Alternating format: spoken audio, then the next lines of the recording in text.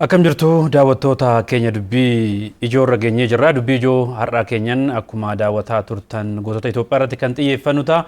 Gootonni Itoophiyaa egaa yeroo duriitti eegaluudhaan haga ammaatti seenaa addaati kan isaan galmeessaa jiran. Kana keessatti immoo gaheen Oromoos olaanaadha. Gahee leencaati kan Oromoon qabu seenaa Itoophiyaa keessatti galmaa'e kana kan laallu ta'a. Adawaarraa eegallee haga duula sabdaneessummaa yommuu amma tokkummaa sabdaneessummaa yommuu amma geggeeffamaa jirrutti maaltu galmaa'e kan jedhu xiinxallaa sinfaana kan turu ani Masfin Badhaasaa akkasumas Anwaar Jamaal waliin ta'uudhaan egaa gootota Itoophiyaa irratti xiyyeeffannee waan sin biraan geenyu qabna waan ta'eef nu faana turaa isin jenne egaa Anwaar jalqaba irratti akkuma kaasuudhaaf yaale gootonni Itoophiyaa kun yeroo duriitti eegalanii haga ammaatti egaa sadarkaa Afrikaatti illee sadarkaa gurraachota lammiilee gurraachota idil addunyaa keessa jiraniif illee seenaa addaati kan galmaa jiru Adawaarraa eegallee jechuudha. Kana keessatti egaa seenaa gootota duriitiif kan ammaallee kan walitti hidhe artistii beekamaa falmaa mirgaa dhala namaa goota Oromoo Hacaaluu Hundeessaallee kaasuun ni danda'ama. Dhaloota duriitiif kan ammaa kan walitti hidhesanii fi kan galumsa keenya illee isa godhanne sanirraa kaanu. Egaa sirbichi guutuutti mata duree irra nu qabanne kana ibsuu waan danda'uuf keessaa qaba. Akkuma Hacaaluun kaase egaa gootota yaadachuun gootota irra jiran uumuu fi namoota gootota kaleessa turan seenaan kallattii garaagaraatiin kaasu sanii irra deebisee dhaloota irraa kana nama yaadachiise. Gootonni inni maqaa kaasu kun immoo gootota daangessitoo osoo hin ta'in bilisummaa Afrikaan irra argatte keessatti warroota gahee qabanidha. Adawaa jechuun egaa kan Itoophiyaa qofaa miti biyyoota Afrikaa kan hunda bilisa akka bahaniif bu'uura kan ta'e keessaa tokko waan ta'eef gootota Afrikaati jarri kun jechuudha. Afrikaan kolonii jalaa bilisa akka bahaniif gootota gahee isaanii taphatan kana kan inni kaase akkasumas immoo Itoophiyaan seenaa irra qabattu kan akka qabattuuf gootota gahee isaanii bahanidha. Namoonni inni maqaa kaasu Hacaaluun kaase kuni namoonni kun amma achi keessatti maal kaasaa seenaan namni yoo dhoyses dhokachuu akka hin dandeenye yeroo ta'e seenaa namni hojjete seenaan isaa dhokatu akka hin dandeenye fi seenaa hanga Adawaa ga'u immoo dhoysuun hin danda'amu. Seenaa Afrikaati, seenaa Itoophiyaati, seenaa Oromooti, seenaa sabaaf sablammii biyya kanaa hundaati waan ta'eef gootonni kun gootota Itoophiyaa, gootota Afrikaa, gootota Oromootis jennee kaasuu ni dandeenya akkasitti ol kaafne. Egaa seenaa kana gaafa kaannu keessattuu Adawaan akkuma kaasne kan Afrikaa irra darbee lammiilee gurraachaa fi egaa Itoophiyaan keessattuu sadarkaa Afrikaatitti koloniidhaan kan hin qabamne biyya kolonii hin qabamnee fi Afrikaan illee of danda'e yommuu ammaallee keessattuu paan Afrikaanizimiin gaggeeffamaa jiru ka'umsi Itoophiyaa irraa akka ta'ee fi lammiileen gurraacha akka adiidhaan wal qixa ta'an Adawaarraa eegaluudhaan sadarkaa ammaatti dhaloonni ammaallee kanarraa barate egaa irra deddeebi'anii yommuu ammaa kana immoo adda waraanaatti argamuudhaan duulanii duulchisaa kan jiran ministeerri muummee Itoophiyaa Dr. Abiy Ahmed yeroo baay'ee kan isaan kaasan nuti ni injifatamnu Itoophiyaan ni injifatamtu akkasuma kana mo'achuu injifachuu ce'uu abbootii keenya irraa dhaallee dhufne kanaaf nuti illee duudhuma isaanii sana waan qabanneef injifatamuun hin jiru waan jedhudha kan isaan irra deddeebi'anii waltajjii adda addaa irratti kan isaan kaasaa jiran waa'ee Adawaas kan isaan kaasaa jiran kana jechuun egaa duudhaawwan dhaalan kun kan akka Gabayyoo Gurmuu kan akka Baalchaa Saafoo dabalataan kan akka Magarsaa Badhaasaa Abune Phexros iyyaadannaa Adawaa irratti lola xaaliyaaniin Itoophiyaa irratti banteen dhimmoonni hojiileen gootonni kun raawwatan akka kaasne sadarkaa Afrikaa irra darbee sadarkaa idil addunyaatti illee lammiilee gurraachaaf bilisummaa akka ta'e kan kaasudha. Egaa dhaalli dhaalan walitti daddarbee dhaloonni hamma har'a gootummaan hamma Itoophiyaa keessatti mul'atu kun ka'umsi isaa achi akka ta'e irra deddeebi'ee hayyoonni garaagaraa illee kan kaasan seenaan illee kan kaasu. Qixaan himamuu qabaadhonni kun amma Afrikaaf yoo jedhamu Afrikaanonni hundi Adawaa ni beeku. Adawaa san irratti namoota seenaa kana galmeessanis qixa saniin beekuu qabu. Gabayyoo Gurmuufaa beekuu qabu. Namoota gootota achirratti hirmaatanii warra adii qaanessan kana qixa saniin beeksisuu irratti hojjetamuu qaba. Dhaloonni kunis beekuu qaba. Dhaloonni asii kun haguma beeku immoo Afrikaaf seenaa hojjetan eega jenne Afrikaalleen seenaa san lakkaa'ee himuu danda'uu qaba. Gaheen as keessatti gumaachi isaan godhan Itoophiyaa ijaaruu keessatti Itoophiyaa bilisa taate Itoophiyaa irra namuu ittiin of dhaadu Itoophiyaan hin mo'amtu yoo jennu bu'uura jara kana tuqaa'e akka mo'amuu hin dandeenye kan agarsiisan addunyaatti ragaadha waan ta'eef dhaadannoo qofaa miti waan qabatamaan lafa jiru waan seenalleen himuu danda'u borus irra caalaa seenan ammas baasee waan bal'inaan himamuu danda'u waan ta'eef gootonni kun gahee isaan bahan gootota Oromoo jennee kaafna gootota Itoophiyaati gootota Afrikaati kana keessatti seenaa hojjetuu keessatti gahee isaan bahan hayyoonni garaagaraa immoo kallattii garaagaraatiin ni ibsu hangam gahee akka qabu akka Oromootti yoo fudhanne gaheen Oromoon qabu guddaa akka ta'e guddaa yoo jedhamu gaheen guutuun ka Oromooti jechuu miti Oromoon garuu biyya kana jalqabarraa kaasee Adawaa jennu hanga har'atti hanga amma isaa jirru kanatti gaheen Oromoo guddaa akka ta'e ni agarsiisa namoonni seenas kana kaasu seenalleen kana kaasa.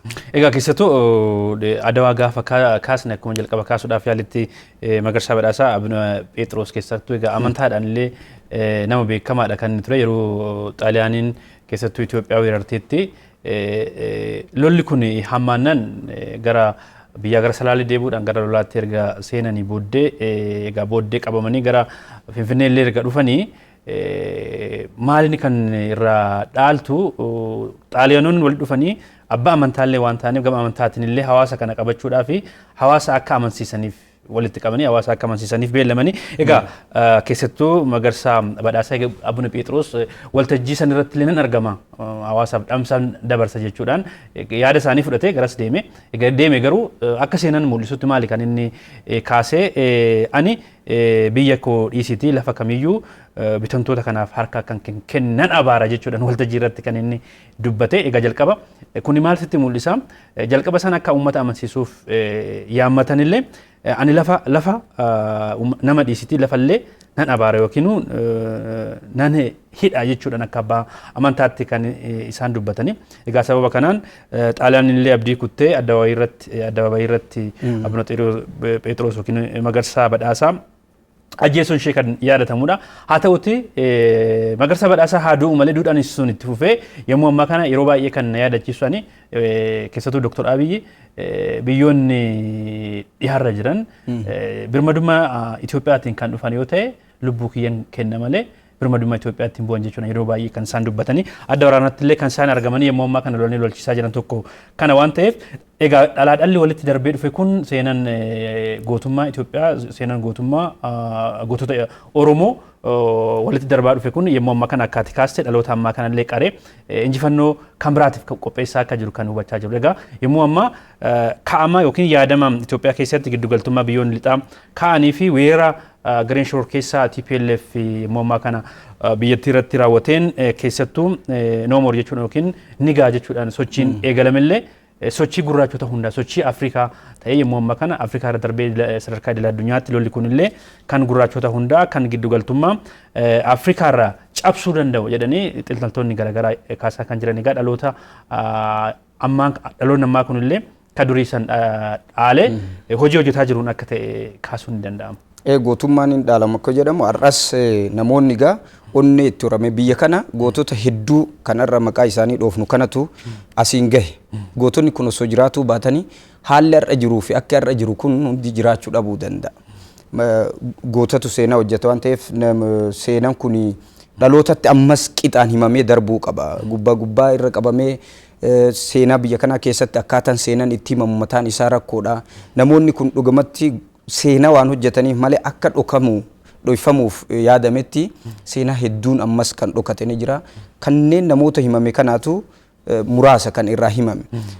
Gumaachi immoo as keessatti akkuma ati kaafte Oromoon taasise guddaadha. Yeroo baay'ee irra deddeebi'amee ni himama. Gootonni kun Adawaarrattis sanii achis sirna ijaaruu dabalatee bal'inaan kaasuu ni dandeenya. Oromoon gaheen biyya kana ijaaru biyyi akka biyyatti akka ijaaramuuf dabarsee uf kenneera. Dhiiga lafeen itti caccabee iddoo hundatti Itoophiyaa kana supheeti Oromoon kan jiraachise. Hayyoonnis immoo ragaa ni bahu kana. Hayyoonni garaagaraa hayyoonni seenaadha. Gaheen gumaachi Itoophiyaa ijaaruu keessatti Oromoon qabatu guddaa akka ta'e qabatamaan ragaa ni bahu. Inumaayyuu Oromummaa isaa dursee irra caalatti Itoophiyummaadhaaf aarsaa hedduu akka kafaleetti kan ka'u. Qixa saniin himameeran gaafii biraati jechuudha. Qixa inni Itoophiyummaa kafalame sanis gootni Oromoon Itoophiyaa keessatti innis ufimee Itoophiyaalleen isa himtee jirti yoo jenne wantoota baay'eetu jira wanta seenan ka'uu fi akka komittis ka'u.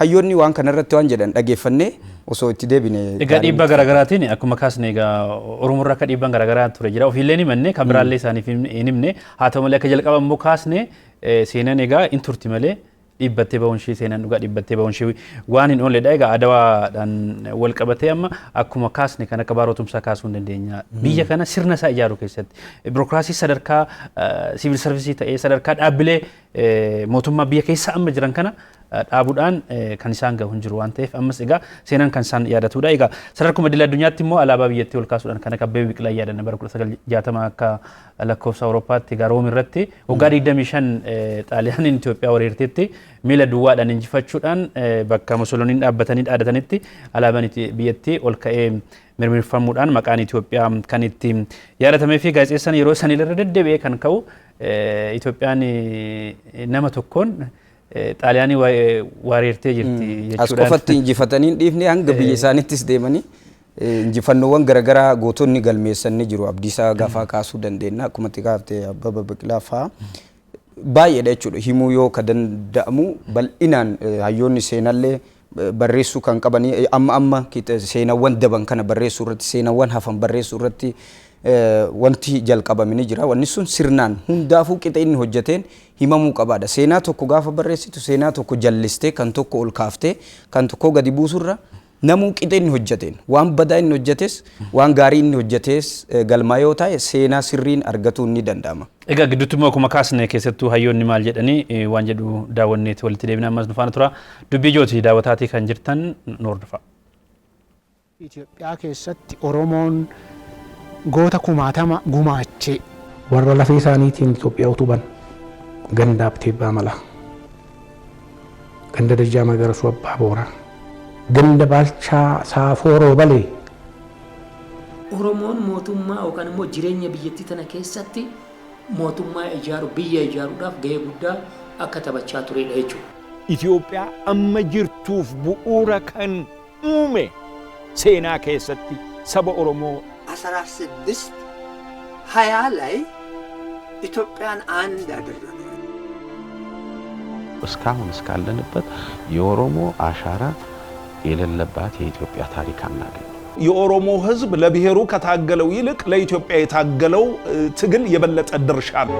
አማ አቦቲ ብያ ገውት ገዳሬ ላፍሴ ኦሮሞዳን ብየተነ ጃራቱ ከለቲ ከሚኑ ጋፈድ ጎቶታ ኦሮሞ አማ የሮ አማቲት ከም ብየቲ ተነ ትክሰነ ይኑሳ ቀዳማዊ ኃይለ ሥላሴ ፍረ አማናን ወዲው ከነ ተፈሪ መኮንን ወልደ ሚካኤል ጉዲሳ ዳባ ናጋዎት ናምኒኩ ኦሮሞ በላይ ኢትዮጵያዊ አለ ማለት አይቻልም። አሁን በአድዋ ውስጥ ለምሳሌ ፍትሐብተ ጊዮርጊስ ሚና አለ በአማካሪነት ኦሮሞ ጫላ ኢትዮጵያን ጅረ ጀቹን እንደንዳ ፈከኛ ፊ አድዋ ኬሰት ፍትሐውራሪ አብተ ጊዮርጊስ ድነግዴ ሎለ ረትርማቹ ጫላ ጎርሱ ፊ ቶፍታ ሎላ ጌደሩን ገ ጉዳባ ደጃዝ ባልቻስ ሎለ ድርሳቱን ከነ ቆፋምቲ ፈርዴን ኦሮሞስ ሎልቸ ረት ገ ጉዳቅ biyyattii tana ijaaruu keessatti wareegamaniis hooggananiis kufaniis hundumaa keessa Oromoo argitaa jechuudha.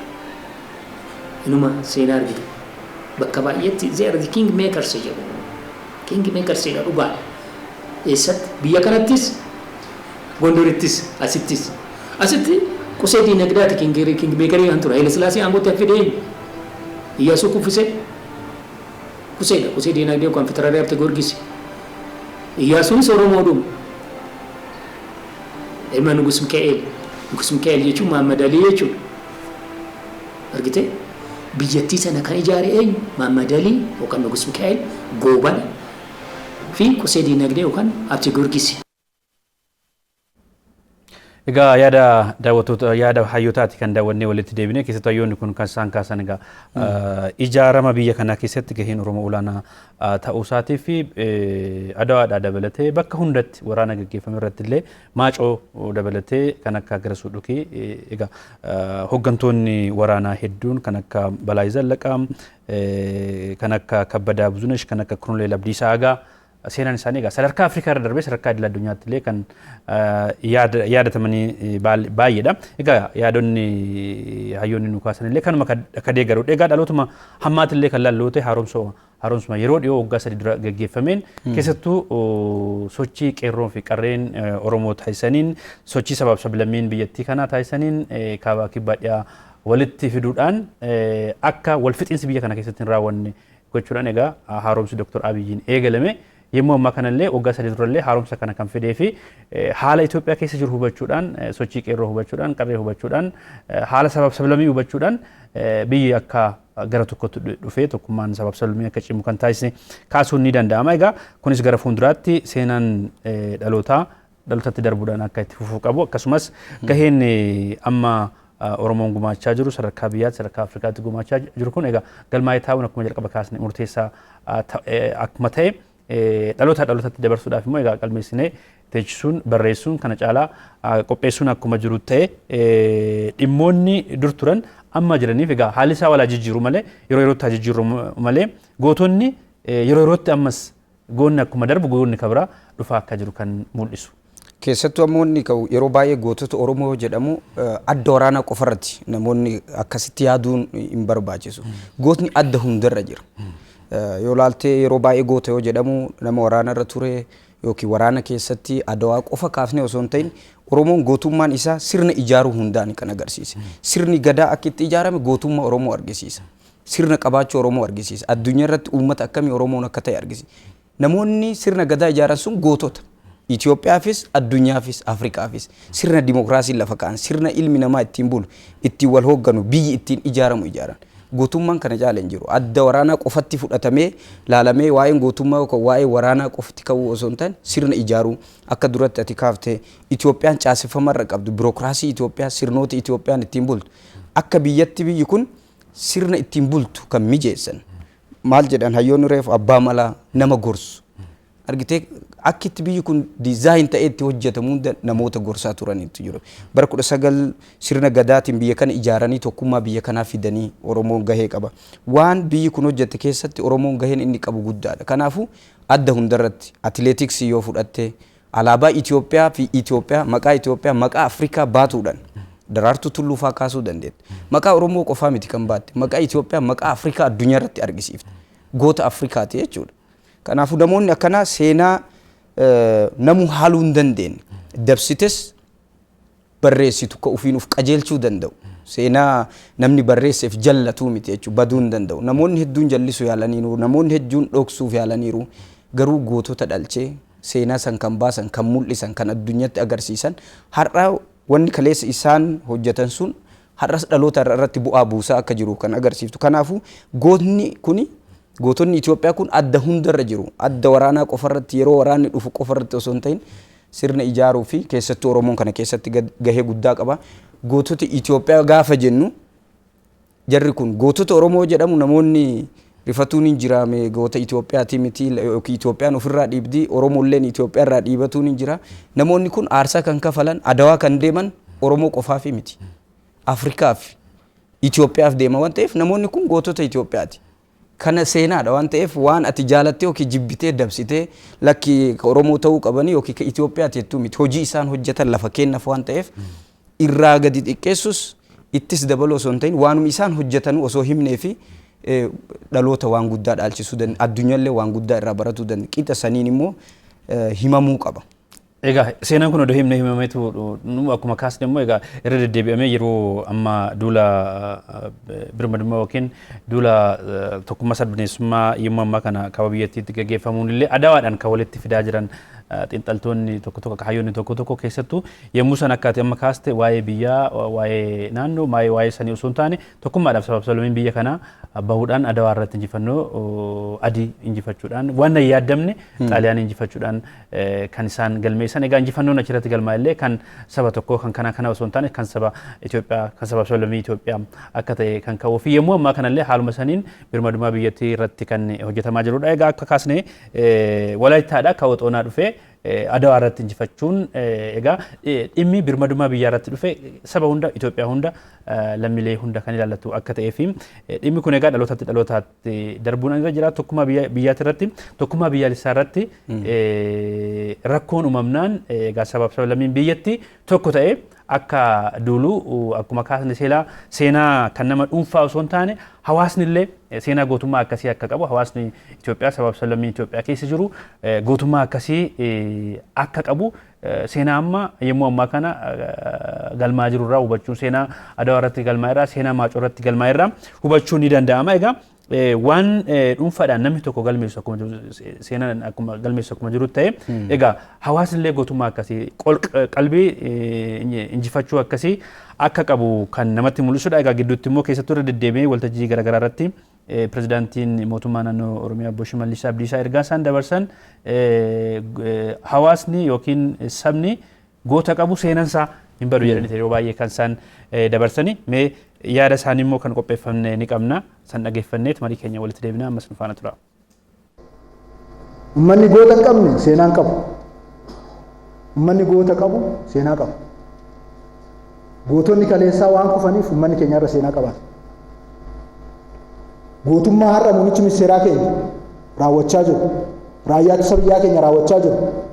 Ijoolleen keenya raawwachaa jiran dhaloota dhufuuf seenaadha.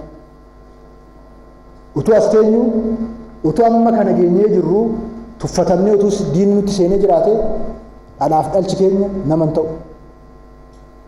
Maqaan qabaannu turre, seenaan qabaannu turre. Har'a goota waan qabaanneef seenaa qabaanna. Har'a goota waan qabaanneef fuula ifaa walitti dubbachaa jirra. Gammachuudhaan wal ilaalaa jirra.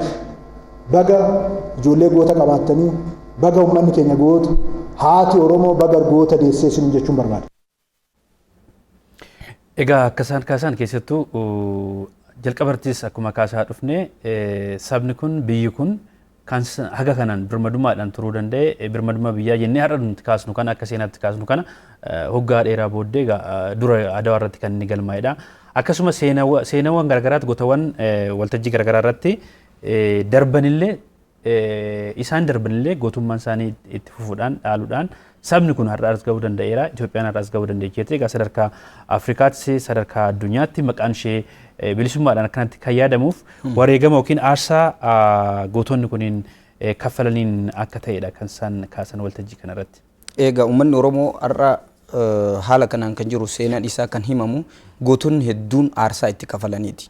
Seenaan kun akka dubbatamu sabni kun biyyi kun akka jiraatu garaagarummaa hedduu keessatti kaleessa gaafa Adawaatti namni duru garaagarummaan hin turre Oromummaan dhiibamaa hin turre jechuu miti.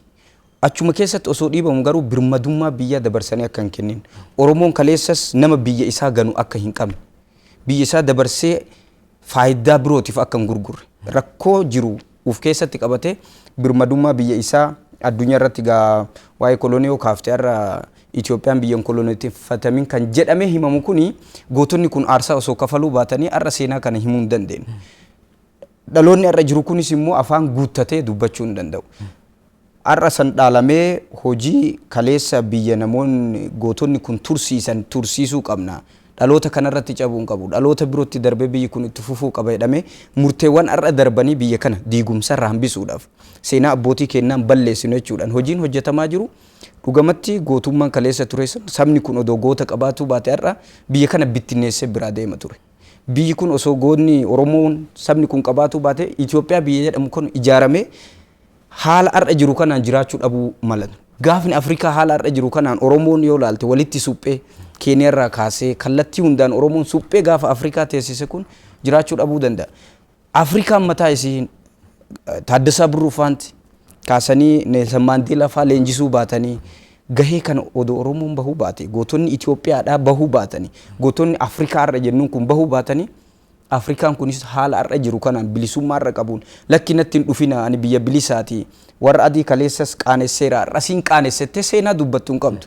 Adawaa irratti si mo'adheera har'allee immoo paan afrikaanizimii sirratti hin dabala Adawaa lammaffaafin duulaa jira ka jennu kuni waan dubbannu hin qabnu ture jechuudha. Fudhannee akkuma durii sanitti yoo abbootiin keenya kaleessa osoo fudhatanii nus har'a gaafa warri adii nutti gadi qajeelu fudhanneetuma akka isaan barbaadan ta'uu malla. Kanaafuu sabni goota qabu hin cabuu kan jiraataa borullee seenaa hojjetaa seenaa baay'ee horata kan isaan jedhanii kaasan kanarraa. Egaa gootni hin darba seenaan isaa immoo itti fufa. Egaa dhaloonni immoo sanarraa baratee seenaa haaraadhaaf of qopheessuutu akka irra jiraatudha kan isaan kaasan pirezidaantii Shimallis irra deddeebi'uudhaan. Egaa keessattuu immoo yommuu ammaa kana adda waraanaa bahaatti injifannoon argame adda waraanaa giddu galeessaa irratti illee akkasuma wallootti itti fufaatidha kan inni jiru. Egaa galgaluma kanallee odeeffannoo tajaajilli kominikeeshinii biraan ga'een keessattuu naannawni gaashanaatti magaalonni akka Kawaasimbaa fi Cillaa akkasuma adda waraana warra Iluutti immoo hojii hojjetameen magaalonni akka Ijibaar, Teentaa fi Doobbaa garee shoror keessaa TPLF irraa guutumaa guutuutti bilisoomuu isaanii kaaseera. Akkasuma adda waraana Kamiseetti immoo magaalaan akka Kamisee, Maajatee, Ciree, Riqeen akkasuma Waldiin, Albuukoo fi gandoonni aanaa Qaalluu jala jiran akkasuma bilisa ba'uudhaan yommuu ammaa kana gootichi raayyaa ittisa biyyaa keessattuu ministeera muummee Dr. Abiyyiin hoogganamu gara magaalaa indastirii kan taate gara magaalaa Kombolchaatti imalaa akka jiru. Egaa odeeffannoo galgala kana arganneen adda waraanaatti injifannoo galmaa jirudha. Egaa kunis kan ta'uu danda'e ilmi keessan keessattuu ilma abbaa gadaa adda waraanaatti hojii injifannoo galmeessaa jiruun bakka kana teenyee haasofna jechuudhaan isaan waltajjii kanarratti illee kan isaan kaasan akkuma kaasne egaa birmadummaa biyyattii irratti yeroo dhufetti sabab sablammiin biyyatti tokkummaadhaan gara adda waraanaa deemanii mo'achuun injifachuun biyya ceesisuun egaa fakkeenyummaan Oromoo waltajjii garaagaraa irratti kanaan dura qabaataa turellee akka amma kaasne qorqalbii dhaloota ammaallee qaruudhaan dhaloonni ammaallee waan durii san abbootiin keenya akkanatti biyya ijaaranii abbootiin keenya akkanatti adawaa irratti injifatanii Afrikaa akkanatti bilisummaa Afrikaa leellisanii bilisummaa Afrikaa sadarkaa idil addunyaatti beeksisan jechuudhaan duudhaa san fudhachuudhaan hojiin hojjetamaa jiru. Egaa yeroo ammaa kanallee kana giddu galeessa godhachuudhaan akka jalqaba kaasne yommuu ammaa kana giddugaltummaan warra lixaalee dhaabbachuu qaba jechuudhaan sochiin Itoophiyaan eegalte sochiin keessattuu ministeerri muummee Dr. Abiyyi eegale sadarkaa idil addunyaatti egaa miidiyaan idil addunyaallee ajandaa godhachuudhaan keessattuu egaa mootii cimaa Afrikaa keessatti warra lixaa kanaan durallee akka hin jaalanne seenan isaanii kan ibsudha. Haa ta'uti malee mootiin cimaan immoo cimee itti fufnaan hawaasni isa duuba jiraannaan barbaadamuu isaallee waan hin oolle waan barbaadu argachuudhaaf waan barbaadu sana argachuudhaaf immoo cimtee biyya kee birmadummaa ishee eeguun murteessaadha. Egaa kun dhalootatti darbaa waan dhufe akka ta'e kana raawwachuun hin danda'ama. Keessattuu wanni kaafnu kun murtiin har'a murtaa'e kun dhimmoonni amma ati himtu iddooleen amma ati qabaman jettu kun har'a taateedha. Borummoo seenaa ta'u galmaahuu qabu. Seenaan kaleessa dabeennu kun har'a irraa galmaahaa yoo deeme murteen ministeerri muummee Dr. Abiyyi Ahmad murteessan kuni ka jaalatuufis ka jibbuufis seenaadha. Uumaa gochuu hin dandeettu. Tarkaanfiin akkana biyya kanatti akka addunyaattu akka Itoophiyaattu murtee seenaa irratti taa'udha. Ati murtee san jibbuus dandeetta, murtee san jaalachuus dandeetta. Garuu seenaadha. Namoonni seenaa kanaaf seenaa boruus dabsuu hin dandeenyu jechuudha. Akka seenatti galmaahee qixa saniin kaahameetiin darbuu qaba. Kan kaleessa abaaruu seenaan kaleessaa dabeechuu osoo hin ta'in seenaa har'aa qajeelchuu, seenaa har'aa dhugaan himuu, gootummaa har'a jiru. Ka kaleessaa leellisuu warri kaleessaa waan hojjetuu qabu hojjetee har'a seenaa isaanii himna.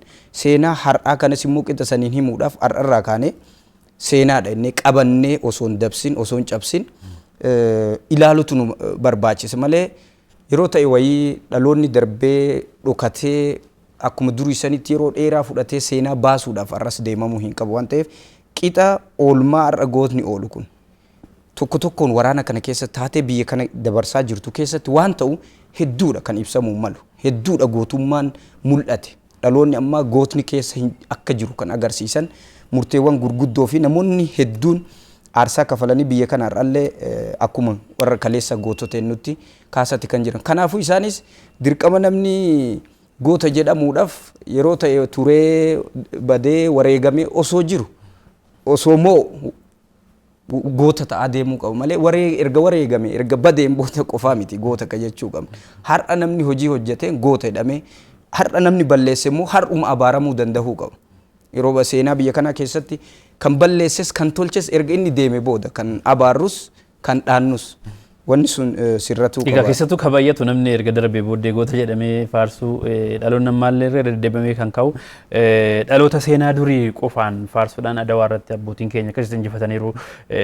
Ajajoota waraanaa jedhan keessaa 11 keessaa Oromoon 9 jedhamee faarsamuu qofa osoo hin taane egaa duudhaa san dhaalamee seenaan hojjetamuun barbaachisaadha. Egaa ministeerri muummee Dr. Abiyyi Ahmad illee yommuu ammaa kana kan isaan adda waraanaatti galmeessaa jiran egaa yookiin Itoophiyaa taana yookiin lammii Itoophiyaa taana jechuudhaan Itoophiyaa fi wareegamne jechuudhaan erga waajjira lakkisanii baasanii dhimmoota injifannoo garaagaraatis kan isaan galmeessaa jiran waan galmaa jiru kana keessattis gaa waan qindeeffanne qabna gidduutti immoo daawwannee walitti deebina nu faana tura.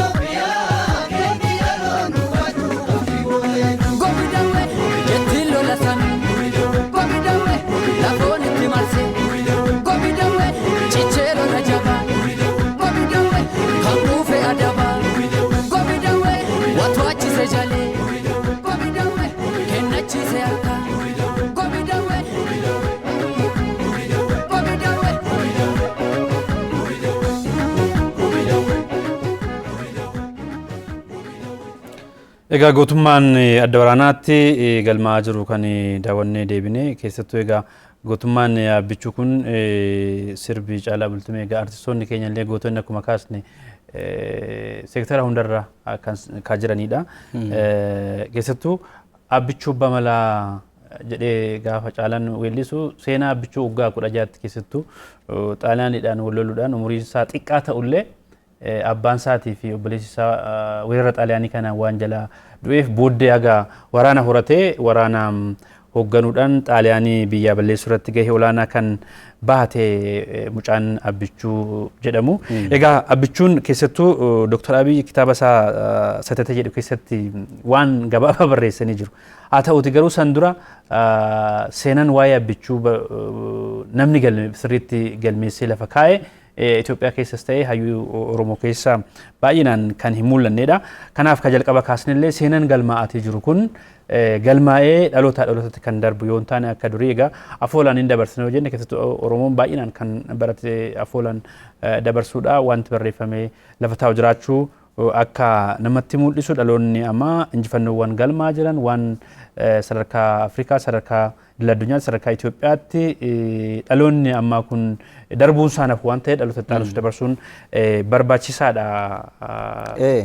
Qixaan galmaa'ee yoo ta'in seenaa Itoophiyaa keessatti komiin baay'ee yeroo ka'u hojii gootummaas haa ta'u hojii hojjetame hunda irratti seenaan qixaan galmaa'ee waan hin jirreef namoonni injifatan yookaan namoonni haala mijataa qaban qofti seenaa ofii babbareechisanii seenaa itti barreessan ture. Akkuma tikaafte abbichuu seenaan isaa dhokatee kitaaba baay'ee olaalti. Namoonni garuu seenaa agarsiin qabne hedduun maqaan isaanii faarfamee dhahameetiin hin jira.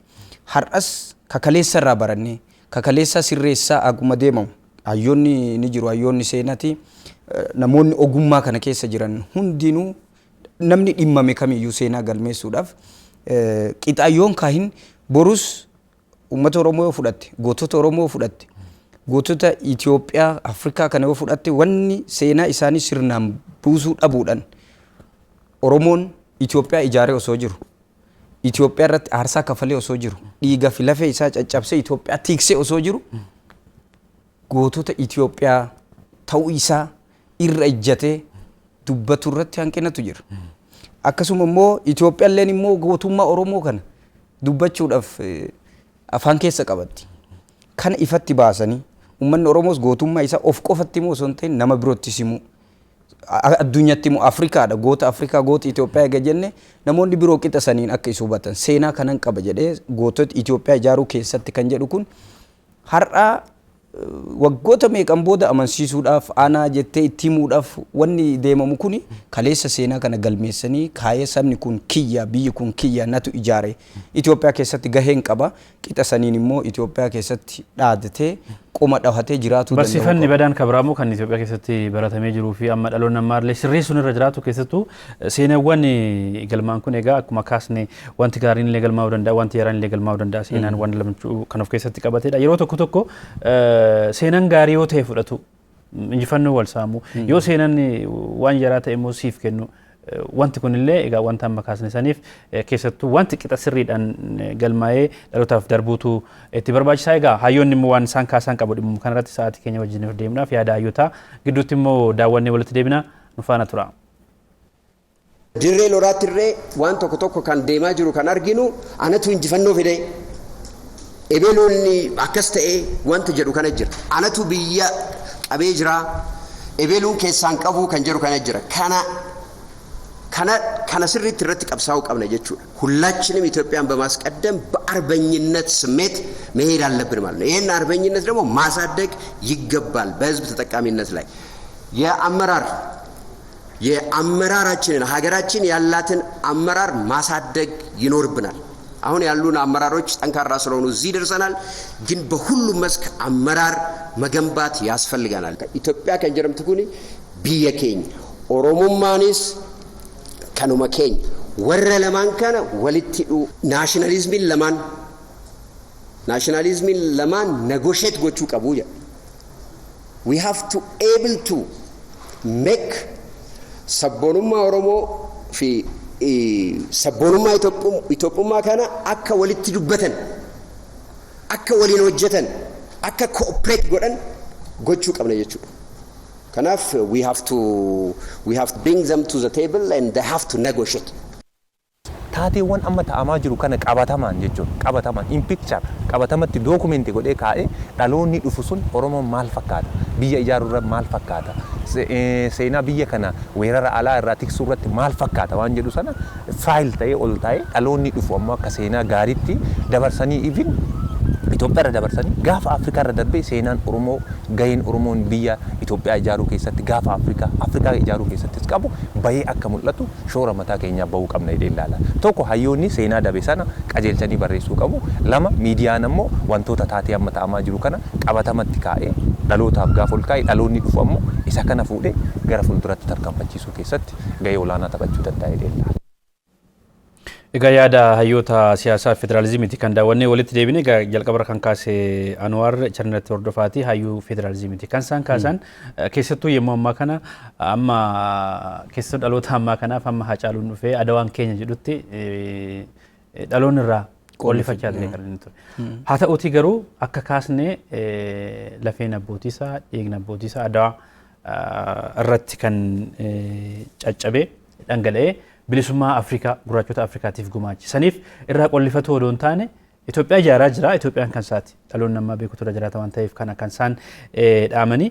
Egaa Mul'ataa Hussein immoo hayyuu siyaasaati waan ta'aa jiru kana tokkoon dhaloonni ammaa galmeeffatee kaa'utu irra jiraata. Egaa yemmuu ammaa kana akkuma gootonni durii kaasaa turan akkuma Taaddasaa Birruu kaasee Oromoon galaana yoo barate fudhachuu danda'a akkuma jedhame yemmuu ammaa kana injifannoon argamaa jiru kan dhalootaati. Haaromsa hoggaa sadi dura argamillee kan dhalootaati kan Dr. Abiyyiin hoogganame dhaloota ammaa kanaan kan dhufedha waan ta'eef dhaloonni ammaa immoo Itoophiyaan kasaa ta'uu kan inni ijaaree lafee abbaa isaatiin dhiiga abbaa isaatiin kan ijaarame as ga'e ta'uu hubatee seenaa dhugaa qabatee deemuun akka irra jirudha kan isaan dhaaman. Keessattuu har'as hojii hojjetamu kana keessatti namni seenaa keessatti injifannoo argame wal saamurra injifannoo saniin qixa saniin kakaamu seenaan kun galmahaa gaafa deemedha. Gootonni Oromoos har'a gootota Itoophiyaa jennee mata duree kanas gaafa godhannu gootonni kun kan Oromoo qofaa miti kan Itoophiyaati. Akkuma duratti kaafne asii hanga Adawaatti gaaf deeman Itoophiyaa baraaruuf waan ta'eef ol kaafnee sadarkaa isaanii gaafa gootota Oromoo nu sadarkaa gadi buusuu miti. Itoophiyaan illee jennu garuu qixa isaan hojjetaniin qixa gaafsan aarsaa isaan kafalanii maqaan isaanii ol ka'ee himamuu qaba. Gootota Itoophiyaati namoonni kunniin. Kan Afrikaalledha lammiilee kan Afrikaati. Har'as namoonni hojii gootummaa hojjetan kun qixa saniin barraa'uu fi qaba. Oromoo fi amma hayyuun maal kaasan sabboonummaa Oromoo fi sabboonummaa Itoophiyaa walitti araarsuu qabnaadha. Hojiin guddaan kan hojjetamuu qabu. Akkamitti sabboonummaan Oromoo sabboonummaa Itoophiyaatiin osoo wal harkaan dhahin dhaloonni kun ijaaree Itoophiyaan biyya kee jedhee amanuu danda'a.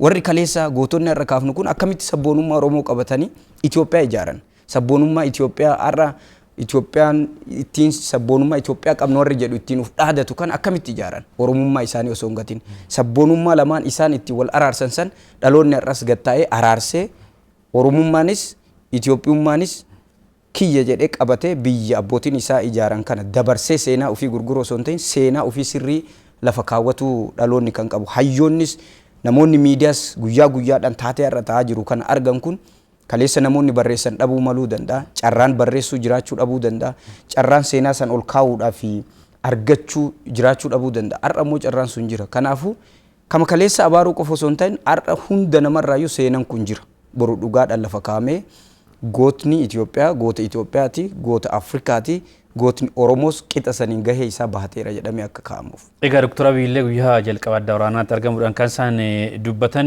kaayyoon keenya inni guddaan inni ijoon dhaloota gootummaan kanaan dura dhaale dhaalchisuudha.